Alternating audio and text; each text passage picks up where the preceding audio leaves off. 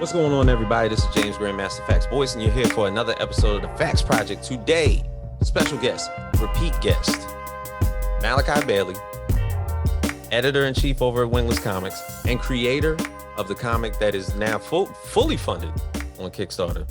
Her. Thank you for being here, brother. So much. I appreciate it. So thanks for having me on the show again. It's been a minute, though. Yeah. The last time that I had you on, I felt as though, I talked to Brian so much. I was like, you know what? I'm going to just get Malachi on here. We're going to have an editor/creator chat. And I feel as though we were instrumental in the points and the dynamic between the two of you. Because it is a fun, loving relationship. Most of the time. Yeah, most of the time. I'm sure, the thing is, y'all are both creators. So the butting of heads has to be chaotic. And the thing is, you're not a person that shies away from giving a rough opinion of someone's work. That's not entirely untrue, but yeah. Okay. I'm just making sure you're not coy about the details of somebody's script. Yeah, I have some stories to share with you. Yeah. Oh man, look, I can feel the juice flowing, but it's fine. It's juice. We can run with it. That's fine. So in 2019, let's take you back.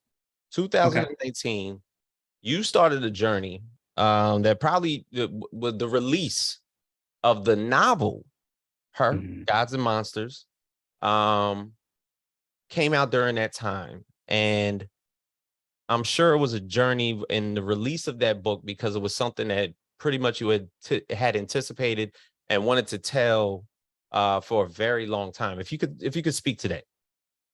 Of course. So the re-release of the first novel, Her, was 2019. Yes, that is correct. However, the first edition, the one that I still cringe at when I look at the cover, that actually came out in 2016. So once upon a time, before I was given the opportunity to work in indie comics, I was an intern at a small boutique, publishing house. And it came up to me as an opportunity to get myself into the business, because I've always been a creator. I've always been a lover of comic books. I've always been a lover of stories. So to be asked to be an intern was pretty cool. At least I thought initially. So we were told that we would have to publish our own book. So start thinking about what you want to do. So for me, it was a no-brainer. I knew it would have its roots in sci-fi and fantasy. And by sci-fi and fantasy, I mean mainly superhero lore. It's my bread and butter. It's something that I've always had in my system. It's always been a part of who I was. So I knew that when I was tasked to write this novel, it would be about a superheroine. So when I was asked to give my pitch, on the spot, I was like, okay, she's called Her.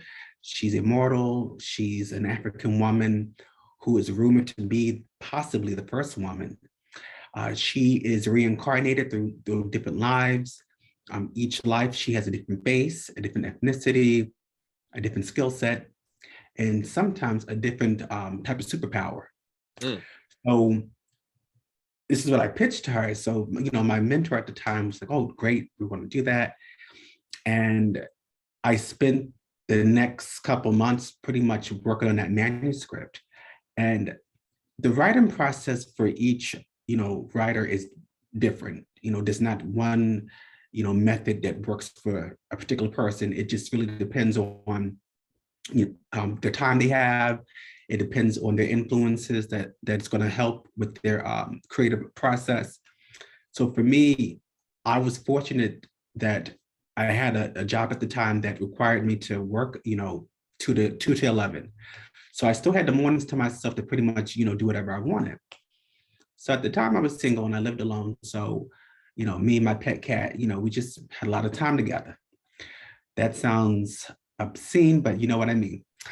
Um, so I spent 2 months actually writing my manuscript, and I finished my book. I made sure that you know I followed how it should be written. I spent a lot of time at Barnes and Noble.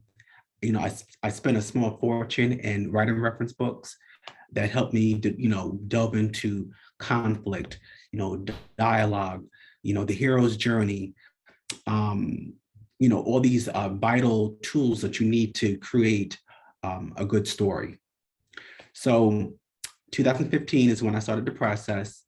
And for me, I spent a lot of time editing other novels that were Mhm. not in my genre. There were a lot of romance novels. Uh, I didn't mind doing it because I knew it would help the fellow writer who was trying to come up. But did I necessarily enjoy it? No. I found it very tedious.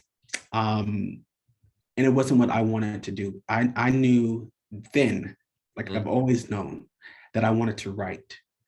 And an editor can clean it up or do whatever they need to. But for me, I don't like cleaning up shit.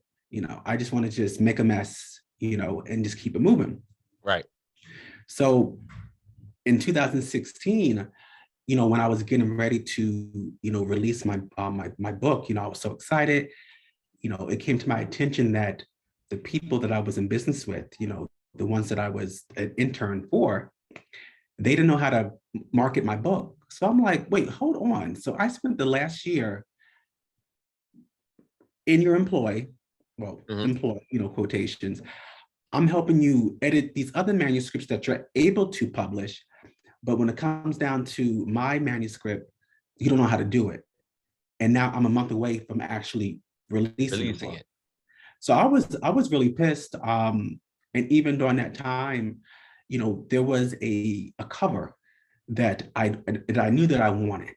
And I was fortunate enough that my dear friend Amy Hearn, who was actually one of my mentors, like I've known her since I was 18. And the way that she wrote her stories, they actually like they inspired me to write the way I write now. Like she made me a word painter. Oh So we wow. still keep in contact. I mean, she's just a phenomenal storyteller. She's an artist as well. So initially, she did this illustration for me that was just gorgeous. You see Sophronia, aka her, she's floating in the water. She's butt ass naked. Um, you see like the waves around her, and it's like, and there's a soft glow that's coruscating around her body. And I knew then that I wanted to have that cover, but due to circumstances beyond our control, we couldn't use it, in time. So of course, the my mentor, my official mentor, and her colleagues were like, "Oh, we'll get a stock image." I'm like, can we Mm. at least go to Fiverr? No, the stock image we selected is fine. We could do this. So you telling me this initially that you could market, the book, but then when it came down to it, I don't know how to market it. So yeah, I was frustrated. So the stock image that they selected, it wasn't bad, but it wasn't great. Yeah. So, and it wasn't what I wanted, most importantly. So at the last minute, I decided to self-publish my book. Mm. I decided to create a company called Mother One Publications, which is in honor of my mother, who passed, almost 15 years ago. Mm. And there was and I don't know if you remember, but Image Comics, they had a comic book series called Wet Works. Yeah. And remember, there was a character named Mother One. Mhm. Yeah. So that name always stuck out to me. So as a kid, I would call my mother that. I would call her Mother One. So I would call her mommy or whatever. Or we never did ma or mother because she said if you said mother, you would say the rest of it. So it was Mother One, and so she loved it. So after she passed, and when I decided to get on this path of being a writer, I decided to name the company after her. So 2016, I released the book. People seem to enjoy it, but of course, there's always that one review that's like, hey, it seemed rushed, there were typos, because my mentor, she selected an editor whose genre was not sci-fi and fantasy. She was a romance novelist. Right. So you can't look for the things that I need to be checked, or verified or scrutinized or whatever, because you're not trained that way. Right. So of course, there weren't any like plot holes, because I was still very careful about it. But if the dialogue seems a little, off, then give me a suggestion. I need feedback that I can use. But of course, it never happened. So for the first 6 months, the book was available with its shitty cover and its piss poor editing. And I spoke to my partner, and we were like, you know what? Maybe we just take it down and just redo it the way that you want to do it. Mm-hmm. So James, that took me 3 years, because Right. life happened, Of course. shit happens. So I got to the point where I was no longer living in North Carolina. I had relocated to the DMV, and a better paying job. And I was able to start to invest in my dream. Mm-hmm. I reached out to Amy, and she said, Malachi, just use the cover, the one that I illustrated for you 3 years ago. And I said, you know what, Amy, I'm gonna finally use it. So I used the cover that I wanted to all along. I found an editor in Canada, Wow. to do the book for me. And when he sent back the initial draft, of his edits, he was excited about it, because he'd been doing this for 20 years. He said it felt different, it felt fresh. So of course, that made me feel, validated as a creator. So when I was able to release her in, I want to say it was October of 2019, fortunately, a young bald man by the name of Brian J. Lambert, he got the book, because we had a mutual friend, and he read the first few pages, and then I received a message from him. Hey, I'm starting a venture called Wingless Comics. Would you be interested in doing it? Mm-hmm. I'm reading the novel, and I think you'd be a great fit. So inside, I'm like, oh my gosh, I'm shaking. I'm doing. So what? Remember in Martin, when Mama Payne, she'd be running back and forth, and she started biting the corner. That was me, but on the inside. Right. I'm Right. having complete connection, inside, but on the outside, I have to, use my customer service training. Like, Mm-hmm. thank you for your proposal. I'll get back to you in a few days. I had to do that whole like facade that was so Right. thick. Right. Right. But it's something that I don't regret. We were able to do so much in the last 2 years.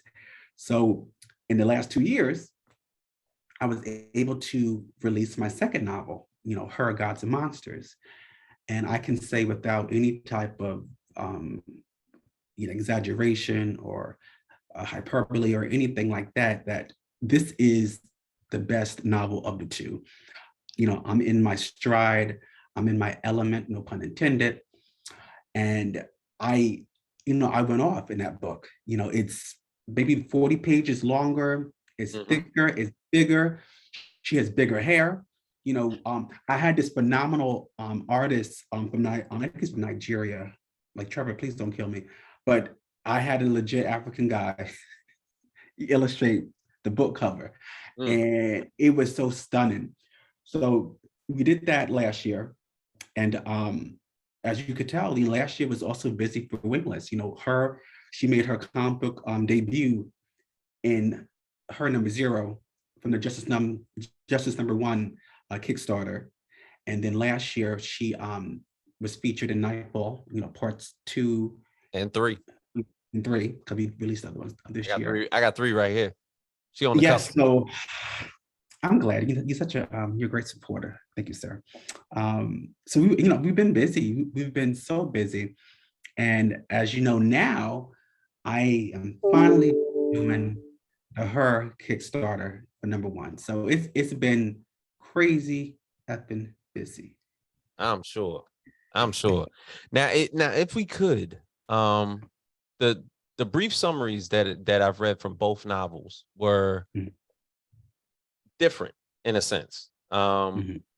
they both resonated towards the fact that she reappears in a sequence of where, and the location kind of changes, where in the first book she's on the Gold Coast of Australia, picked up by a fisherman named Cyrus Dandy, and in the second book, kind of like how she does in Nightfall, she reemerges in present day San Francisco.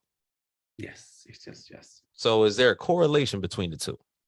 There is definitely a correlation. So of course, the salesman in me is going to say, hey, just buy all the books, everything's connected. You have to read one book before you read the other. And that's not untrue, but I don't hold myself or the readers, I don't hold them, hold their feet to the fire pretty much. Like, no, you guys, if you want to start off with her number one, with her already already adjusted to San Francisco life, that's fine because it's still a fresh start. But if you want to know how she emerged out of nowhere, like she's drowning, off the coast of Australia, if you want to know how that happened, then I encourage you to check out the first book. Right. Now, in that book, she has to remember who she is, because like her identity is the key to her survival. And you don't get to be that old and that immortal without having any type of foes along the way. And so for the first book, it was really about, self-discovery.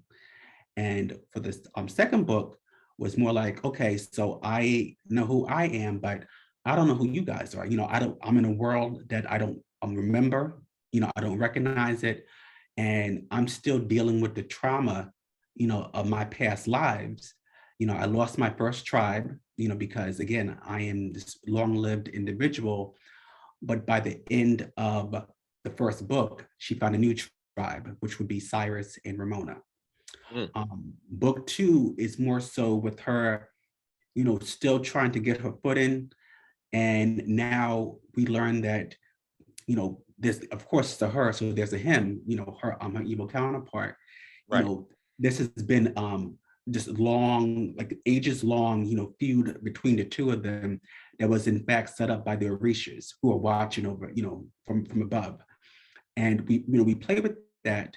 I actually answered a question in the second book, how she ended up in the water in the first book, Gotcha. And so I don't want to spoil, but by the time we're done with the second book, now she's ready to receive what's happening, for her new phase, for this next phase in her life, for the if you look at it, it's the comic book now. Right. So with her number one, there'll be some familiar elements to those who have read previous books. To those who are not familiar with it, I hope they're just as excited, as enthralling. But of course, I throw my little Easter eggs in there, for those who've been with me, for quite some time. But, something that, that people should know now when it comes to, me and Brian and Brett and the rest of Wingless is we plan for the future. It's not just, here's an issue, read it and buy it, and you won't see us again for the whole year. No, we're going to stay on your news feed, with updates, with shit that we have coming out. When I tell you that, we are always busy doing something. There's never a dull moment. We speak just about every day. We have all these treatments for stories that, we have yet to publish, but will publish. There are some of them that are just so fucking exciting. Like I can't wait till we get to that point, in our timeline. And of course, you have the very real eventuality of everybody coming together, aside from Nightfall. So it speaks to the world building that we are doing on a daily basis. It speaks to the hard work and the motivation and determination that we have as creators who respect each other and each other's craft. And it's something that, we don't ever want to change. I'm fortunate that I got on board so early, Did. and I remember like when it was just me and Brian, we was like, okay, we're English, Mm-hmm. and we really had just maybe about 3 characters. I think we had maybe 3 characters the last time you and I spoke. Yeah. And now we have like a roster that is just like, it spans, from one end of the globe to the next. And, we have all these characters who are so interesting. And I love the fact that, her is, labeled the first lady of Wingless because she is. Right. Because I believe at that time it was Justice Caliburn and her. That was it. Mhm. They were our big three. Lux was, making her her presence known. Mm-hmm. And she's a fun character. Like I read Lux number 0, and she is such a great addition to the Wingless, universe. So, we've been very fortunate with the people putting out great characters and great stories. So, I'm here for it. Now, when you describe her as the woman of many faces, and just as you basically told us a little while ago, Mhm. that there's been times where she reemerges and she even changes her ethnicity and Mhm. her language. Mhm. How do you write that? So honestly, James, it takes a lot of research. There's a part in the first book where, and this is a spoiler, so people can deal with it. I had her in Afghanistan, Mm, and I did research, about Afghanistan, in that point of the century. One of my dear friends, he's from Afghanistan, so I asked him questions, about, different cities, the cuisine, mhm. the culture. So, and even like when she was in Australia, like I was actually looking at, bus schedules, from those the towns that I had her based in, like it was Cairns, Australia, and even with San Francisco, like I had the Google Maps. Okay, so she takes this bus, she'll get to this place in 10 minutes, and Mm, I'm checking out, the what is the botanical gardens, and so right. I do the research. I want it to come across as authentic as possible. Um, I wanted to I want you to be able to smell, the seafood, Mhm. when they go to the wharf in San Francisco. I want you to know about the people, how do they dress, what are they saying? Is there any like local lingo that I need to incorporate in the stories? Right. So I'm a bit of perfectionist, which is could be a good and a bad thing. But I think when it comes to to creating a story that's worth reading, you need to do your research. You need to make it feel believable. I totally understand that. Now, as far as the transition that you've made from turning Mhm. this into the novel that it was. Now how many pages were the first 2 books? So I'm just going to do like a rough estimate. So for the first novel, I believe it's 168 pages. Mhm. Now for her, Gods and Monsters, that's probably closer to maybe 250. 250. So Yeah. you got one that's like 100, 160, another one's around like 250. You're Mhm. transitioning that to a 23 to 26 page comic book. What has to change? Almost everything. Even the way that you get into the creative process, it's definitely more challenging, believe it or not, doing the comic book. Mm, Because even though it's, you have the visual aid of the characters, which, that's why we're all here basically. We love seeing some characters powered up, you know, um, beating somebody's ass, that's what we love. yeah, We love a good beat down. yeah, So but we need to make that also believable. So for me, I had to I had to be in more control of what mhm, I put out there. I couldn't like, go off and do like a flowery paragraph or two in the novel, because I can make that as long as I want. Like it right. could have been a novella, it could have been like this magnum opus, it could have been anything like that. But for a comic book, there are more restrictions. You know, you're on a time constraint as well. Mm. So, you know, and that was something that I had to tell Brian. Like, of course, you know, you're more used to it because you've been doing it a little bit longer than me. But I felt like I was thrown into, like, you know, the deep end of the pool because I wasn't trained this way for the last, I don't know, like 12 years. Yeah. So, you know, I went out, of course, you know, I'm all about getting the writing reference book. So I was the first one to go to Amazon and I got a book that said how to write comic books. Hmm. And it was helpful, you know, it had the little illustrations and everything. But by the time I got that actual book, you know, we already had something developed in-house that was helping me keep on track. Um, it helps that, you know, Brian is also very thorough. Um, if he had questions, you know, about the script, you know, he was not shy about asking them. Um, you know, he was like, he would tell you, this does not make sense. Why is she leaping off the Golden Gate Bridge to take a dive in the water? Why didn't her neck break? Why are we doing this? So that was in the Uh-huh. first draft. And I said, but it looks so cool. Could have, you know, illustrated. She's, you know, we could do like a series of smaller frames that focus on her face. He said, no, that it doesn't make sense. People are driving to work, and this woman is she's seemingly committing suicide. I was like, so maybe you're right, you know. So Right, right.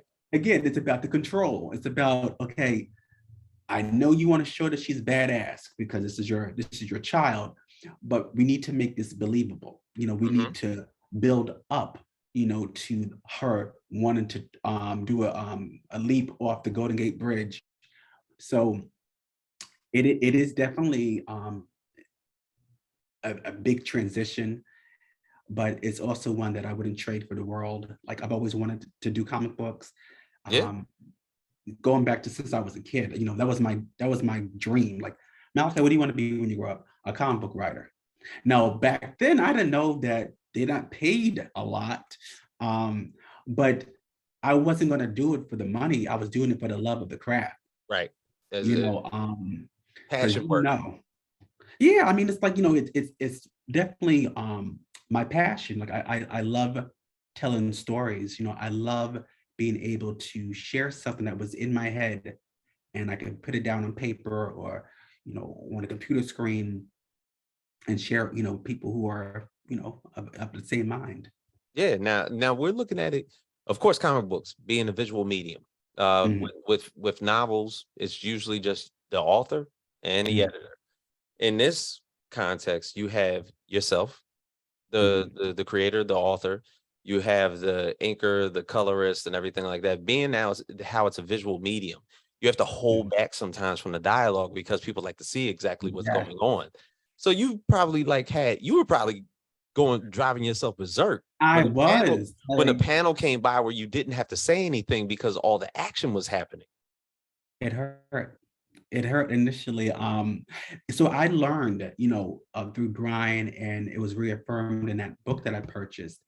They said when you have a word bubble, there should be no more than 3 sentences in that word bubble.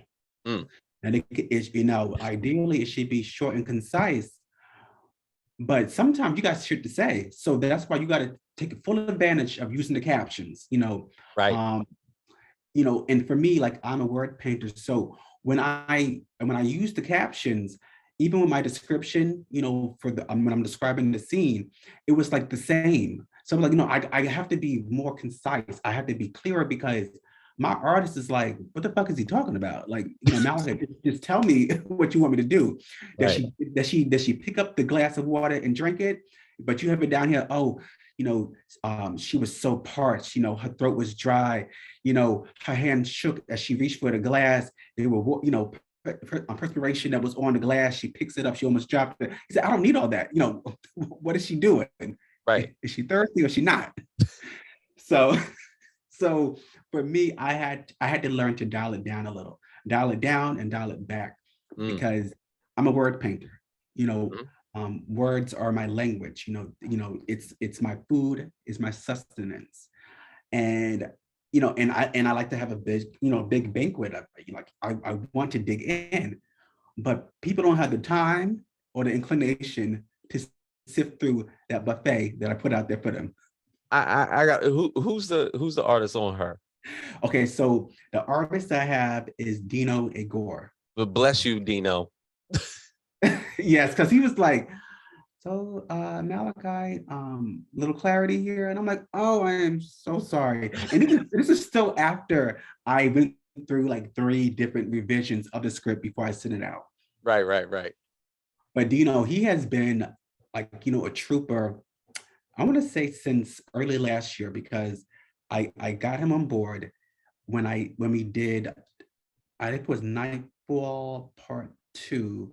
We Mhm. had the Black History Month, pinups. Right. And he was, he that was his first wingless assignment.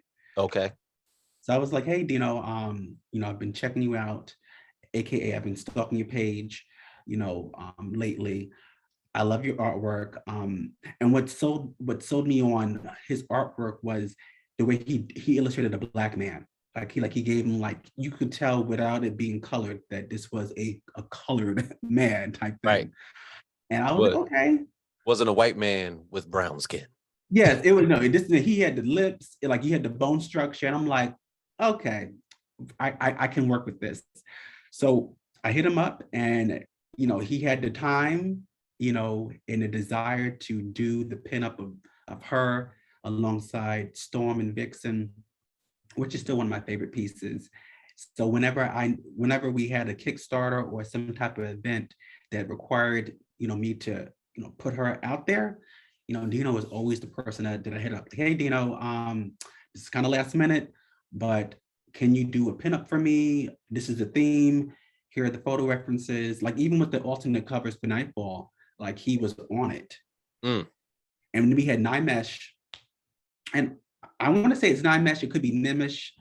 Either way, I am sorry. Brian says it's Nimish. I says it's Nine Mesh because I'm from New York and whatever.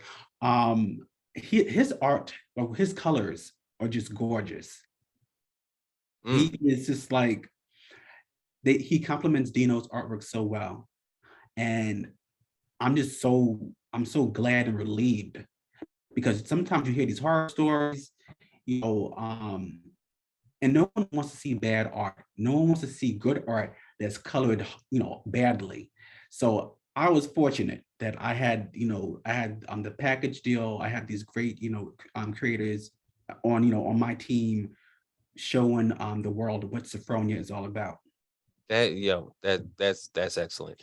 Now, when you're looking at where you basically want to take her, she's already been introduced in a crossover for Nightfall, Mhm. with the triad of pretty much all the wingless mainstay characters. Her Mhm. being the first lady of Wingless Comics. Mhm. Now carrying forth, Immortalis has come out. Justice is now continuously moving. Caliburn is basically coming out with its own thing.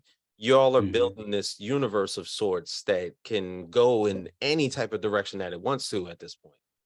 Mhm. Where does her fit now in all this? Does it start generally with this signature issue? Or do we see more of that down the line where all of this fits? Because we've already, like I said, we've already seen her in a crossover. So it's like, Mhm. where does this universe build from here? So when it comes to the ongoing series for her, she is now we're getting to know her. So Mhm. we pretty much threw her at you.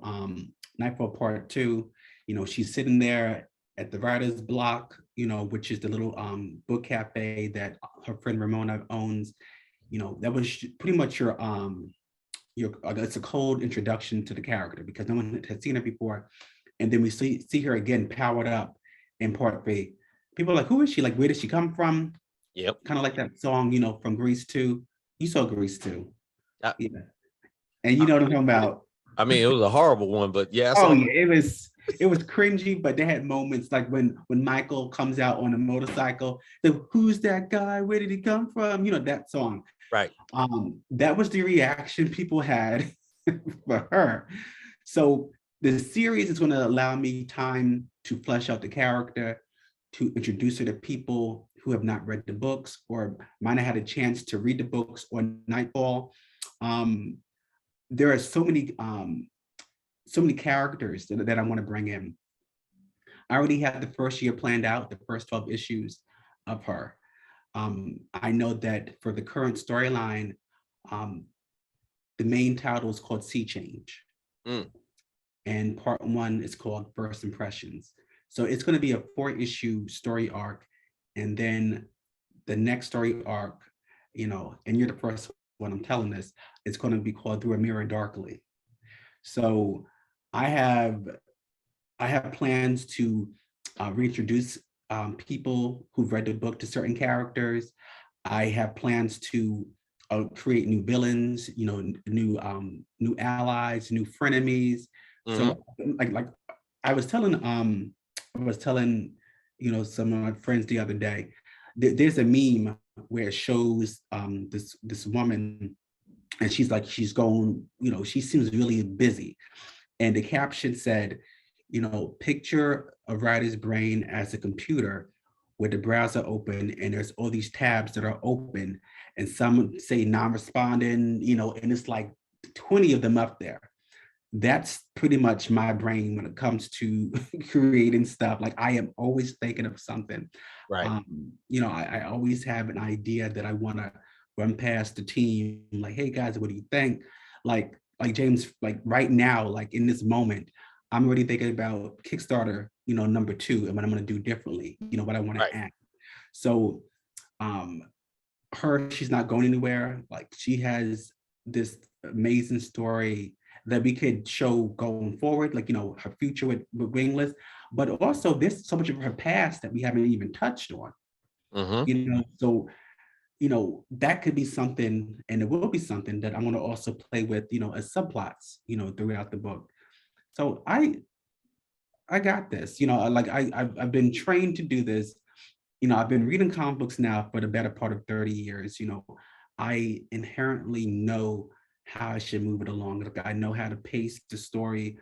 I know how to, hit my act 1, my act 2, and my act 3 by applying the hero's journey. So, it's just a matter of when and Right. how frequent. Like, I already have this shit in my head. It's a matter of, Mm-hmm. okay, hurry up. We have, because this year we did Wingless Plus Day. So it's like we have all these announcements, and it's like, and I'm always like, brimming over with ideas.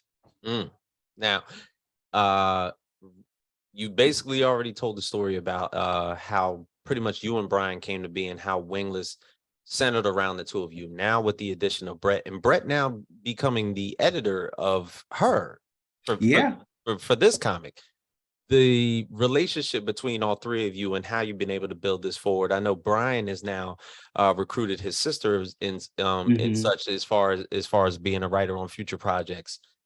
There is now a slew of people that are continuously pushing out projects for Wingless. What would you say the current state of Wingless Comics is at this point in time? They are rising to the top, and I say that without any type of exaggeration or anything like that. You know, our tagline is where heroes rise, and that is applicable to what we're doing.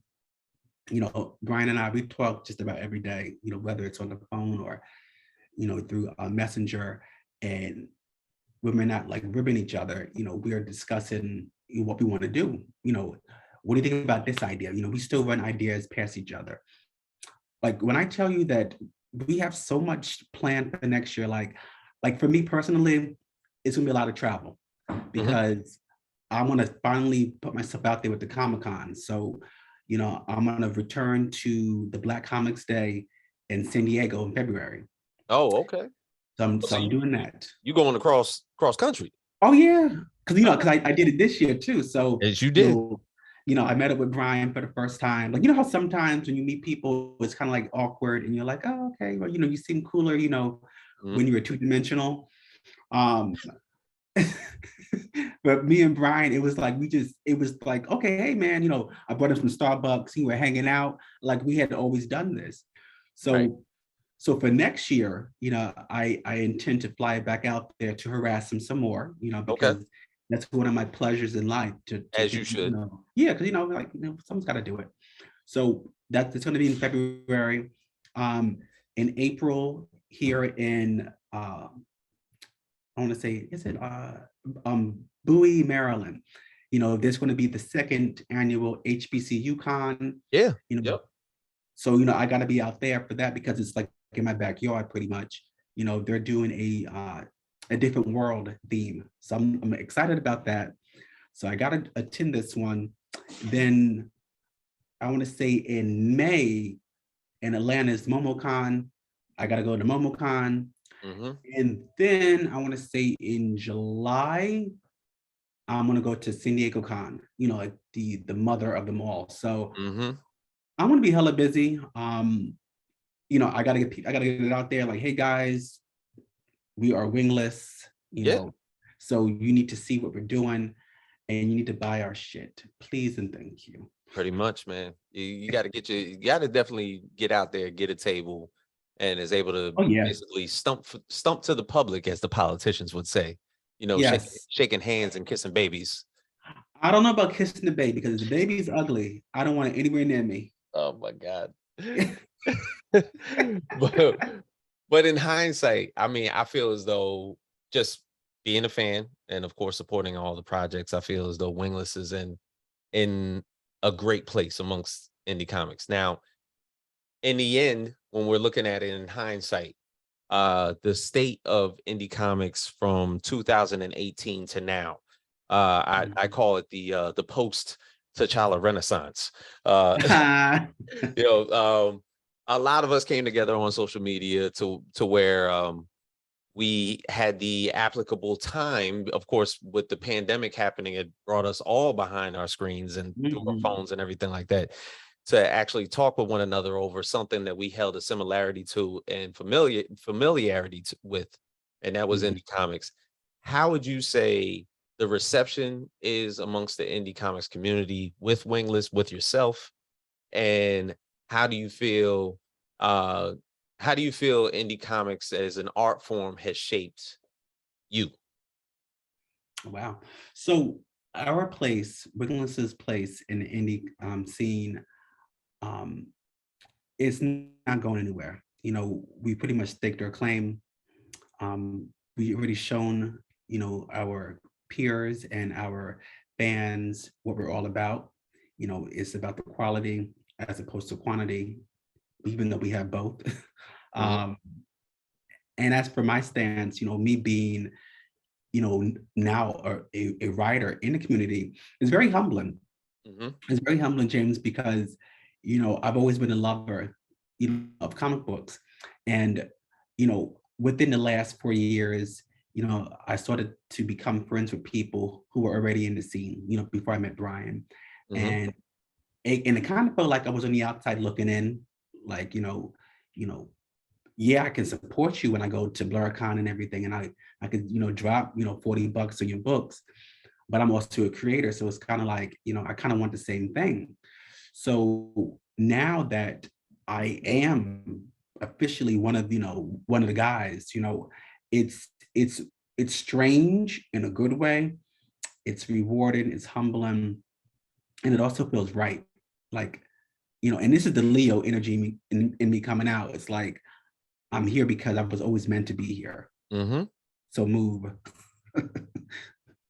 No, I've definitely seen the times where you've had stumbled upon a Comic Con where you've had to, and I think you were doing press at BlurCon that one Yeah, year.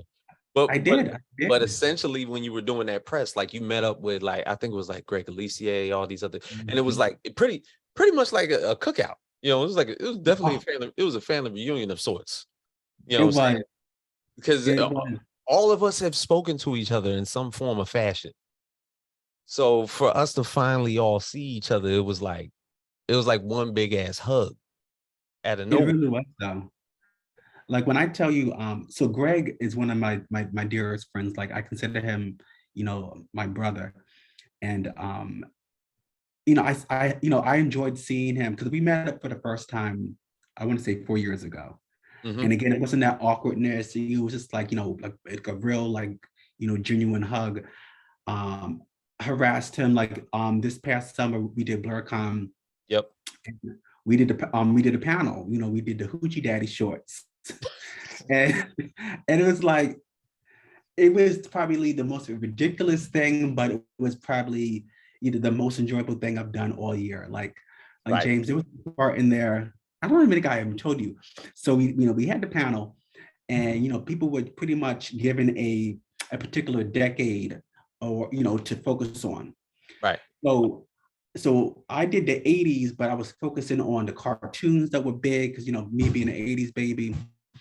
And I don't know what I thought I was doing, but I said, yeah, guys, I'm feeling myself. And we had a nice little gathering of people. I said, I want to squat right here. When I tell you my knee popped so loud in that fucking room, like I was screaming internally. I was Like you heard it, and everybody else heard it. everybody heard it. It was like ice breaking type thing. It was a hard audible crack. And I was like, if I get back up and I get stuck, this is gonna be a problem.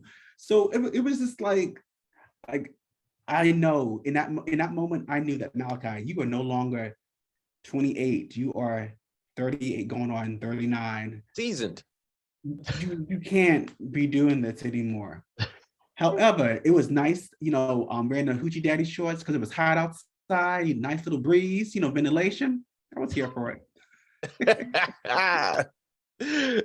Well, Malachi, I appreciate you doing this with me once again. Of course.